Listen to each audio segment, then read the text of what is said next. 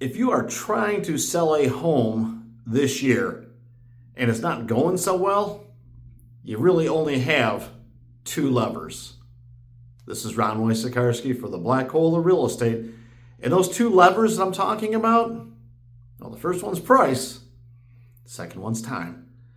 And you can come up with all the other reasons why the home isn't selling and come up with the excuses of why you cannot do what it takes to get the home sold, or just blame the market, blame your agent, blame the economy, just blame something. But if you are holding out for a certain price because you can't sell below that mark, or you've never lost money ever when selling a house or anything in your life, or there's no way that I can sell it for that because I paid this, or I put all this money into it, or whatever the reasons are. If it's a money problem, then the other lever for you is time. And I would ask you, in order to get the price that you have to get right now, for the reasons that you give, which I accept, are you willing to wait long enough for that to happen? And let's bring some real numbers in. Let's suppose that you are attempting to sell at $400,000 and the market might be at $350,000. Are you willing to wait the number of years required to go from $350,000, which is where the market is? Emotionally for you is at $400,000, but the reality for you is that it's at $350,000. And let's assume that the market goes up 3% a year. It's a fair number to use. Well, 3% of $350,000 is about $10,000.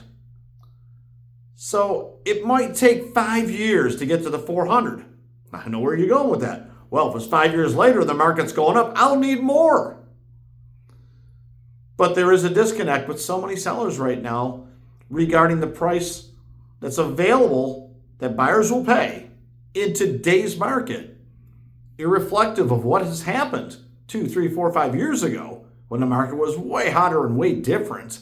Right now, if the price of a home is $350,000 and you're holding out for $400,000 and it takes 5 years to get back there, are you then going to be moving the goalposts and needing $450,000 or $500,000? I would just ask it. So if you're hung up on price, then time is your only lever. Now, if you need to sell right now, the only thing you can do is adjust price downward to meet the market where it's at, or to offer some sort of a concession, some sort of an incentive, or maybe do a bunch of work to the house. Put a new AC in there, put a new water heater in there, redo the kitchen, paint the inside, paint the outside, do all the floors. Oh wait, that costs money too.